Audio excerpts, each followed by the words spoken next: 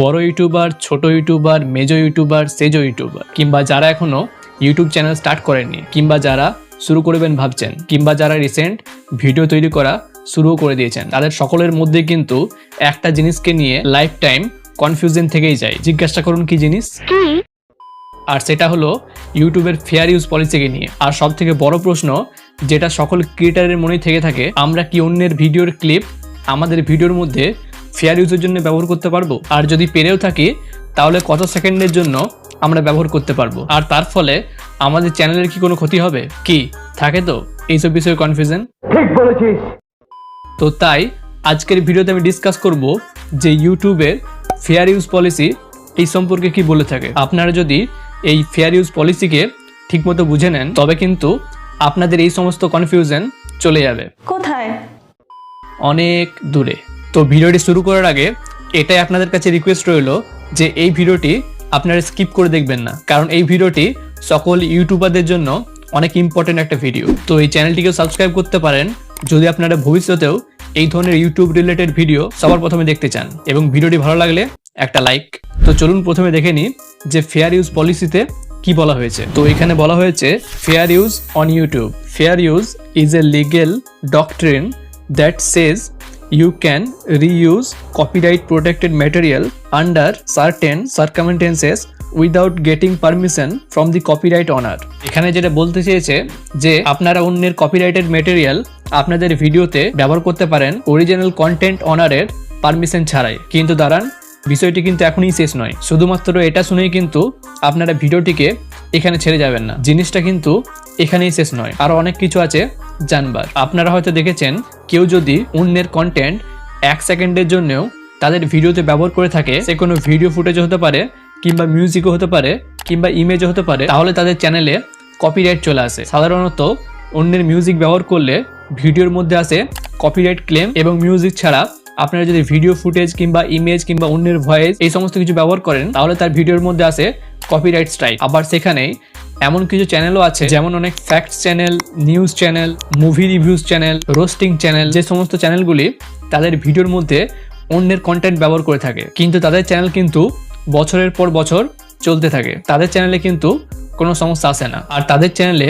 Copyright না আসার কারণ হলো ইউটিউবের ফেয়ার ইউজ পলিসি। তারা তাদের নিজেদের ভিডিওতে অন্যের কন্টেন্ট কখনো কখনো ব্যবহার করে ঠিকই, কিন্তু তারা সকলেই ইউটিউবের ফেয়ার ইউজ পলিসিকে মেনে চলে, যার ফলে তাদেরকে এই সমস্ত সমস্যার মধ্যে কম পড়তে হয়। আবার একদমই যে পড়তে হয় না এটা বলাও ভুল। কেন বললাম এরকম, ভিডিওটি সম্পূর্ণ দেখুন, বুঝতে পেরে যাবেন। চলুন ফেয়ার ইউজ গাইডলাইন্সে কি বলা হয়েছে একটু দেখে নিই। তো ফেয়ার ইউজ গাইডলাইন্সে বলা হয়েছে different countries have different rules about when it's okay to use material without the copyright owner's permission. For example, in the United States, works of commentary, criticism, research, teaching or news reporting may be considered fair use. Some other countries have a similar concept called fair dealing that may work differently.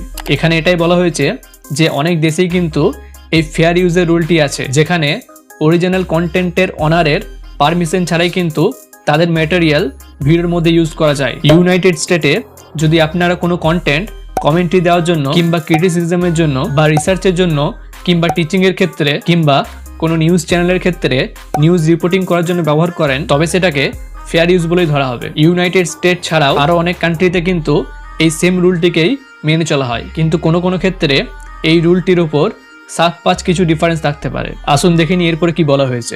তো এখানে বলা আছে courts look over potential fair use cases according to the facts of each specific case. You will probably want to get legal advice from an expert before uploading videos that contain copyright protected material.